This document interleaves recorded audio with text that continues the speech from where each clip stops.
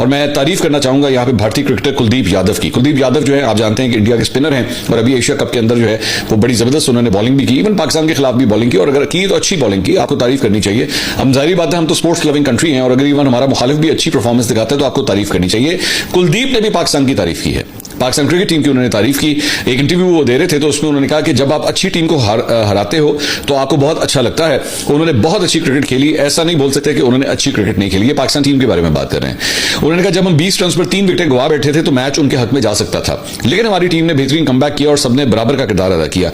उन्होंने बैटिंग में अच्छा स्टार्ट किया था।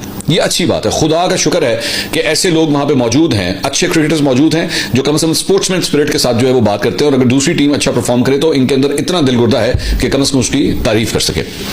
अच्छा जी, लेकिन जारी बात है दोबारा चवलपन की तरफ मैं दोबारा जाऊंगा कि वो भी वहां पे मौजूद है, और इस मतलब भारतीय एयर चीफ है एपी सिंह, उसने एक